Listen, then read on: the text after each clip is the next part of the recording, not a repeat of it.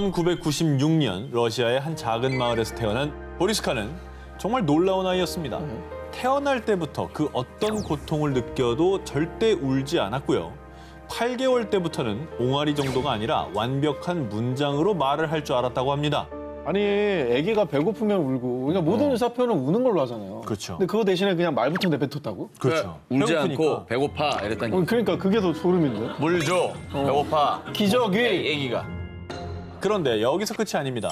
보리스카가 3살이 채 되지 않았을 무렵엔요. 아니 보리스카 너 지금 뭘 읽고 있는 거야? 보리스카가 우주 관련 서적을 읽고 있었다고 합니다. 그냥 본 게 아니라 읽었답니다. 그러더니 태양계 행성의 이름뿐 아니라 위성과 은하들의 이름까지 줄줄이 읊었다는데요. 3살도 되지 않은 아이가 말이죠. 아니 이건 영재 수준을 뛰어넘는 거잖아요. 약간 이거는 공상과학 소설에 나오는 주인공 에이, 이게 같은. 말이 됩니까? 자, 우주에 관심이 많은 아이입니다. 그렇다고 해서 3살이잖아요.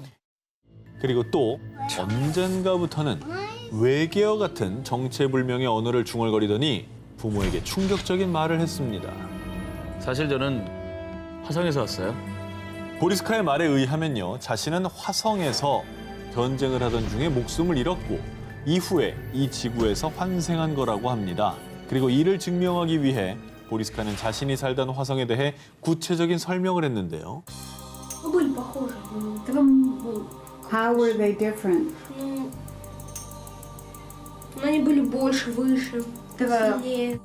Did you use energy? Выспал? Плазменные батареи, Plasma. ионовые батареи. 저걸 아이가 지어낸다는 거는 조금 믿기지가 않아요. 그러니까 이게 만약에 우리 나이가 했으면 당연히 뻥이죠. 우리 나이에 했으면 거의 뭐 주변에 사람이 많이 없겠죠. 듣지도 않았겠죠. 예. 근데 이제 아이가 저에게 한다는 거는 보리스카는 지구에서 일어날 큰 사건들도 예언했는데요. 2008년 지구에 큰 재앙이 닥칠 거예요. 무려 6만 명 이상의 사망자를 낸 중국의 쓰촨성 대지진이 2008년 5월에 일어났었고요. 오 맞아. 난리 났잖아요 저 때. 진도가 엄청 셌죠. 맞아요. 그래서 일각에선 보리스카가 재앙을 예언했다라며 충격을 감추지 못했습니다. 그리고 보리스카는 2011년도에도 큰 재난이 발생할 거라고 예측했는데요. 2011년은 근처에 그 후쿠시마 그렇죠. 동일본 대지진. 네. 아시아 쪽을 많이 맞추네요. 그렇습니다. 2011년에 규모 9.0의 동일본 대지진이 일본을 강타했고요. 지진을 많이 예언하네. 뉴질랜드를 비롯해 일명 불의골이라 불리는 환태평양 조선대에서 잇따라 대지진이 발생했었죠. 이 모든 걸 보리스카가 예언했고요. 일치했습니다. 이 화성소년 보리스카. 그런데 정말 미스터리한 건요. 네. 언젠가부터 보리스카가 흔적도 없이 자취를 감췄다는 겁니다. 그래? 그래서 이를 두고 사람들은 러시아 비밀첩보 기관이 보리스카를 감금했다. 원래 고향인 화성으로 다시 돌아갔다라고 이 수많은 추측들을 쏟아내고 있는데요. 화성인에서 지구인으로 환생했다고 주장하고 자신의 지난 생까지 모두 기억하는 보리스카. 정말 환생한 걸까요? 그리고 지금 대체 어디 있는 걸까요? 2018년 영국의 시골 노스 데번에서 3살 배기 딸 로잘린을 키우던 엄마 레베카. 그런데 어느 날 엄마 레베카는 딸 로잘린으로부터 아주 이상하고 섬뜩한 이야기를 듣게 됩니다. 엄마, 나 친구가 생겼어요. 알렉스랑 틸리예요. 우린 같이 살아요. 근데 알렉스랑 틸리는 죽었대요. 가족들도 다요. 이 말을 듣고 엄마는 의아하기도 하고 당황스럽기도 했습니다. 저는 무서운 얘기를 하지. 아니 그럴 만도 한 게 뭐 다 죽었는데 어떻게 친구가 돼요? 죽는 게 뭔지도 잘 모르고 하는 소리일 것 같은. 저 나이는 그럴 수 있지. 그죠? 어디서 그런 얘기 들었지? 누구한테 뭐 들은 건가? 자, 처음엔 엄마 레베카도 그렇게 생각을 했습니다. 그런데 틸리, 나랑 인형놀이 할까? 알렉스가 아빠해. 로살리는 종종 정말 친구들이 곁에 있는 것 마냥 대화를 하며 놀았는데요. 엄마는 정말 이 집에 유령이 있는 걸까 싶어서 혼란스러웠습니다. 자, 그런데요. 그때 문득 떠오른 기억. 딸 로잘린이 18개월 때 집 지하를 가리키며 하얀 양이 있다라고 한 적이 있는데요. 놀랍게도 살던 집이 예전에 양을 키우던 농가 터에 지어진 거였다고 합니다. 아우 무서워. 근데 그 당시에는 엄마는 뭐 우연이겠거니 생각했는데 이제 보니 딸아이의 말이 우연이 아닌 것 같다는 생각이 든 거죠. 엄마는 혼란스러운 마음을 진정하고 확인을 좀 해보기 위해 과거 이 지역의 인구조사 기록을 살펴봤습니다. 그런데 확인해보니 이 집에 알렉산더, 그리고 마틸다라는 여성도 거주했던 게 맞습니다. 지금 레베카 가족이 살고 있는 집에 놀랍게도 1861년에 알렉산더 터너라는 소년이 살았고요. 1891년에는 마틸다라는 여성이 거주했던 기록도 확인됐습니다. 그러니까 딸 로잘린이 말한 집에 같이 산다는 세 친구들이 약 150년 전에 이 집에 살았던 죽은 사람들, 즉 영혼이라는 게 확인된 셈이죠. 자, 그러니까 각자 다른 시대에 죽은 사람들의 영혼이 살던 집에서 산 사람과 공존을 하고 있다는 거잖아요. 시대를 뛰어넘어서. 그렇죠. 어쩌면 지금 당신이 살고 있는 집에도 무언가 혹은 누군가 공존하고 있지 않을까요? 1997년 영국 노퍽주에 위치한 마을 스콜. 이 마을에 있는 한 저택의 지하실에 심령학자인 앨런 부부와 로빈 부부 그리고 여러 사람들이 모였는데요. 그런데 갑자기 지하실에 있던 라디오에서 들려온 한 목소리 들어보시죠. Manu, are you there?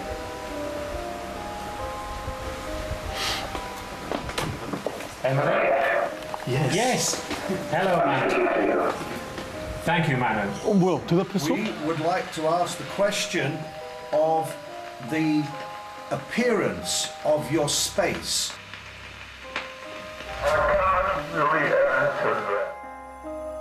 뭐 누구야? 이렇게 대답을 해. 뭐야? 마누라고 그랬죠, 마누. 마누가 누구예요? 되게 옛날 이름이잖아. 마누가 사는 세계라니. 자, 이 영상은요. 1993년부터 5년 동안 실제로 진행된 죽은 자와 교신하는 일명 스콜 실험입니다. 라디오 속 목소리의 주인공인 마누는 이승과 다른 세계 사이의 문을 지키는 문지기, 즉 사후세계에 존재하는 자라고 합니다. 무슨 소린가 싶으시죠? 쉽게 말하면 죽은 자와 교신하는 실험을 했고요. 성공까지 한 겁니다. 진짜? 대체 그러면 어떻게 사후세계 존재를 저렇게 뭐 연결을 해낸 거예요? 자, 스콜 연구팀에 의하면 수신기인 게르마늄 전자장치와 필름 카메라 그리고 라디오를 통해 영혼들과 교신을 해서요. 사후세계 존재인 마누를 소환했다고 합니다. 그리고 마누는 자신의 존재를 증명하기 위해 허공에다 갑자기 장신구나 메달을 만들어냈다고 하는데요. 정말? 자, 그리고 사후세계 문지기 마누뿐 아니라 또 다른 영혼들과의 교신에도 성공했다고 합니다. 이때는 영혼들의 요구대로 깜깜한 어둠 속에서 카메라로 촬영을 했는데 놀랍게도 사진에 영혼들의 모습이 찍혔다고 합니다. 진짜 사람이네? 저건 진짜 사람이잖아. 사람입니다. 근데 어떻게 저렇게 찍힌 거지? 그 영혼을 찍힌 거라고요? 그렇죠. 어떻게 저렇게 찍혔지? 모르겠어요. 지금까지 이제 얘기를 듣고 있으니까 이게 딱 들었을 때 야, 어머 정말 놀라워 이거보다는 약간 정말 맞을까? 이런 의심이 들기는 해요. 스콜 연구팀은요. 실험을 할 때 조작이 아님을 증명하고 도움을 받기 위해서 모 대학교의 전기공학과 교수와 영국 심령연구학회에 있는 교수 등을 실험에 초청을 했는데요. 이들이 보는 앞에서 라디오 내부의 부품도 제거하고 전원 코드도 뺀 채 실험을 했다고 합니다. 정말? 자, 그러니까 당연히 작동이 안 되는 게 맞겠죠. 그런데 소리가 들린 겁니다. 그게 바로 영혼의 소리. 즉, 교신에 성공했다는 증거가 되는 것이죠. 야, 이게 뭔 소리야 진짜. 어우, 소름인데 약간. 자, 그래서 실험에 참여한 과학자들은 스콜 실험 결과는 속임수가 아니다라며 증언을 했다고 합니다. 아니 근데 뭐 이 실험 지금도 합니까? 그럼 지금까지 하고 있다면 전 세계가 뒤집어졌을 것 같은데. 1998년 1월 실험을 시작한 지 5년 만에 스콜 실험이 갑작스레 중단됐습니다. 그 이유가 무엇이었냐? 사악한 영혼들이 우리가 사는 세상으로 넘어오려고 했습니다. 그래서 그만뒀습니다.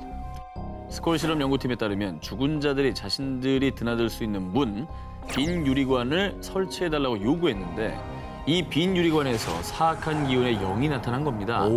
이에 연구팀은 제어 불가능한 끔찍한 일이 생길 수도 있다고 판단해 결국 실험을 중단했다고 합니다. 이 실험을 보면 어쨌거나 인간이 사는 세상도 있고 사후 세계도 있고 뭐 이런 게 증명이 된 게 아닌가. 죽은 자들과 교신하는 스콜 실험, 그들이 사는 사후 세계는 대체 어떤 곳일까요? 1960년대부터 사후 세계를 연구하며 Near Death Experience, 일명 임사 체험이라는 단어를 처음 사용한 임사 체험 분야의 최고 권위자, 미국의 심리학자 레이먼드 무디.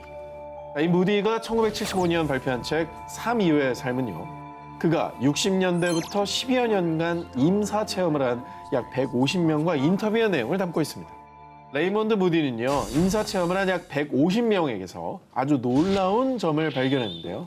사후 세계, 그 문턱에 다녀온 사람들의 증언이 정말 놀랍게도 닮아 있다라는 겁니다. 아 따로따로 했는데. 그렇습니다. 우와. 이게 지금 150명이나 되는 사람을 인터뷰했는데 다 비슷하게 얘기한 거면 진짜로 공통된 증언이라는 얘기 아니에요. 믿음직한 거죠. 자, 죽음을 경험한 사람들의 첫 번째 공통 증언, 뭐래요? 바로 유체 이탈. 자, 영화에서 보셨을 겁니다. 영혼이 몸에서 이게 빠져나온 현상, 이걸 말하는 건데요. 실제로 1984년 미국에 살던 마리아는 갑자기 심장마비가 와 병원으로 옮겨졌는데요. 그런데 바로 그때 갑자기 몸이 왜 붕 뜨지? 자신의 영혼이 두둥실 떠오르는 걸 느꼈고요. 아래를 내려다보니 의료진에 둘러싸여 응급조치를 받고 있는 자신을 발견했다는 겁니다. 근데 정말 놀라운 건요. 유체 이탈을 한 마리아의 영혼이 병원을 둘러보다 3층 테라스에서 테니스화를 발견한 겁니다. 그리고 그 뒤 의료진의 응급조치로 다행히 마리아는 의식을 되찾았는데요. 3층 테라스에 테니스화가 있었어요. 마리아가 자신이 본 걸 의료진에게 얘기를 했고 이 말을 들은 의료진이 3층 테라스에 가봤는데 정말로 그곳에 테니스화가 있었다고 합니다. 야, 이거는 진짜 소름인데. 자, 이어서 죽음을 경험한 사람들의 두 번째 공통 증언. 하얀 터널. 강렬한 빛이 나는 터널로 빨려 들어간다라는 겁니다. 1982년 미국 네바다주에서 암 투병 중 숨을 거뒀다 깨어난 제이컵. 숨을 멈춘 그 순간 그는 갑자기 머리 위로 나타난 강한 빛이 나는 하얀 터널 속으로 빨려 들어갔다고 하는데요. 그런데 터널을 지날 때 그의 눈앞에 펼쳐진 광경. 바로 태어날 때부터 눈을 감은 순간까지 자신의 모습이 파노라마처럼 지나갔다는 겁니다. 이게 사실 영화나 드라마에 많이 나오던 이 장면이에요. 그렇죠. 네. 작가분들이 이 무디 책을 보고 말이죠. 참고를 해서 쓴 게 아닌가. 뭐 그런 생각이 들 정도로 공통된 증언이 나온다는 겁니다. 죽음을 경험한 사람들의 세 번째 공통 증언. 반가운 누군가를 만난다는 것. 하얀 터널을 지난 뒤에 먼저 세상을 떠난 가족 또는 친구들이 자신을 반갑게 맞아주기도 하고요. 진짜?